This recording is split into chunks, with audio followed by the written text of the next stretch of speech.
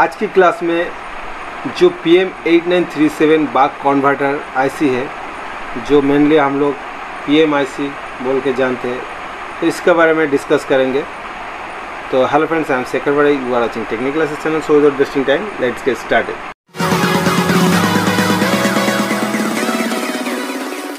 तो फ्रेंड्स, ये जो PM8937 बक कन्वर्टर, ये एक्चुअली क्या होता है, ये जो आईसी है इसका अंदर हाई वोल्टेज इनपुट किया जाता है और इससे लो वोल्टेज को आउटपुट किया जाता है।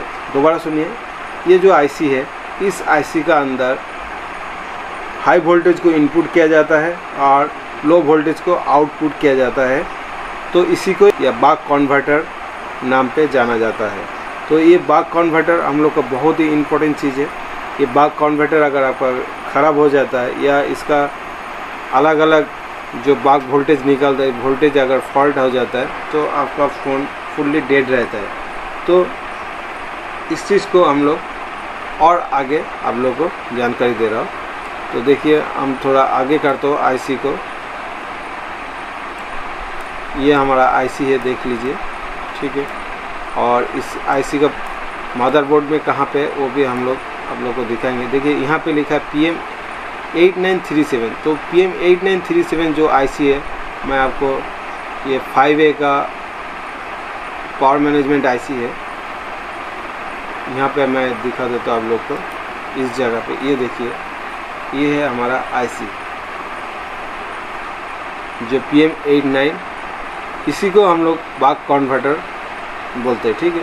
तो बहुत आदमी सोचते रहते हैं क्या है, तो कोई आदमी आप लोग को डीपली बताना नहीं चाहता है, ठीक है। लेकिन हमारा कोशिश रहता है आप लोग को अच्छे से जानकारी देना। क्लास छोटा होगा, लेकिन आप लोग को जितना भी जानकारी दूंगा वो परफेक्ट देने का कोशिश करूँगा, ठीक है।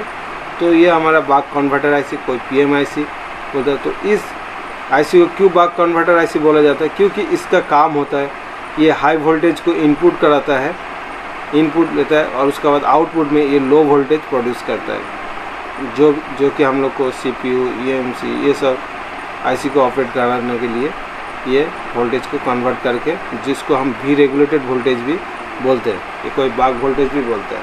इससे पहले क्लास में भी मैं आप लोग को बताया था इसका बारे में। तो आज और थोड़ा, क्योंकि बहुत ज़्यादा इम्पोर्टेंट होता है। यहाँ पे अगर आपका बक वोल्टेज सही तरीके से नहीं मिलेगा तो क्या होता है, आप लोग का फ़ोन डेड रहता है। तो ये बहुत ज़्यादा इम्पोर्टेंट होता है, जो कि आगे मैं और दिखाता हूँ स्कीमेटिक डायग्राम से। सबसे पहले मैं इस लाइन का बात करता हूँ। देखिए, यहाँ पे लिखा है, जो आपने कॉइल देखा था, यहाँ पे देखिए L0801। तो इस कॉइल का पोजीशन कहाँ पे, ये भी आप लोग को मैं दिखाऊंगा, ठीक है। आप लोग इस तरह स्कीमेटिक डायग्राम खोलने से और स्टडी करने से आप लोग को बहुत ज़्यादा नॉलेज गेन होगा, ठीक है फ्रेंड्स। और ये बहुत हार्ड चीज़ नहीं है, आप लोग कोशिश करिए। गूगल पे आजकल अवेलेबल मिल जाता है और मैं भी इस तरह स्टडी करके आप लोग का साथ ये बात शेयर करता हूँ। जो चीज़ इम्पोर्टेंट होता है वो मैं आप लोग के साथ शेयर करने की कोशिश करता हूँ, ताकि मेरा जितना सब्सक्राइबर है वो अच्छे से टेक्नीशियन बन पाए, ठीक है। तो देखिए, ये जो सप्लाई यहाँ पे एक जो कॉइल लगा, इसका पोजीशन कहाँ पे होता है मदरबोर्ड में, ये सब हम लोग को देखना है। तो इसका देखिए, इसमें आपको यहाँ पे दिया 1.225 वोल्टेज, मतलब 1.2 वोल्टेज इसका अंदर होता है। जो हमें VPH वोल्टेज इनपुट होता है, जो कि 3.7 से लेकर 4.2 वोल्टेज। फिर ये जो आईसी है, इसका काम ही है बक कन्वर्टर, मतलब बक वोल्टेज को तैयार करता है, ठीक है। या कोई रेगुलेटेड वोल्टेज भी आप बोल सकते हैं।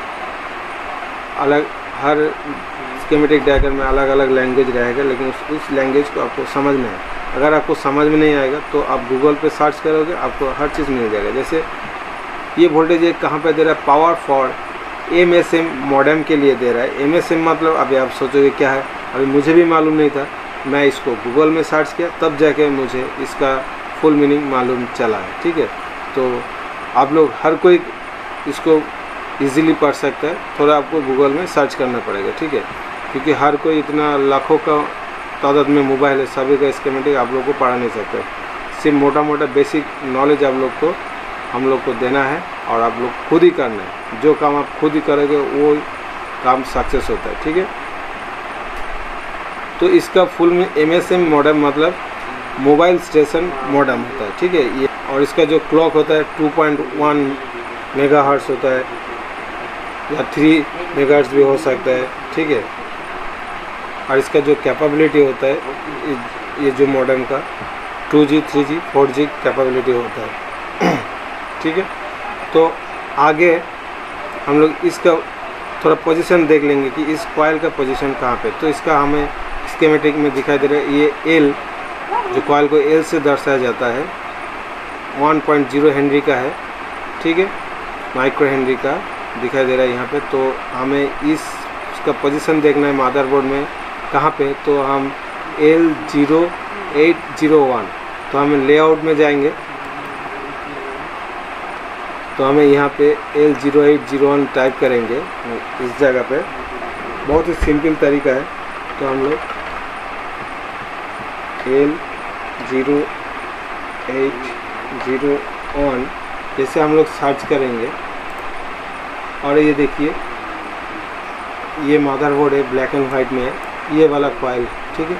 तो अभी एक बार आपने जब यहाँ पे देख लिया सेम ये ब्लैक एंड वाइट में है, तो कलर में थोड़ा हम जैसे चेक करेंगे। देखिए पहले वाला कॉइल छोड़ के उसके बाद यहाँ पे इसका नंबर है L0801। तो हमने एक बार यहाँ पे देख लेना है। देखिए ये वाला कॉइल छोड़ के ये वाला कॉइल,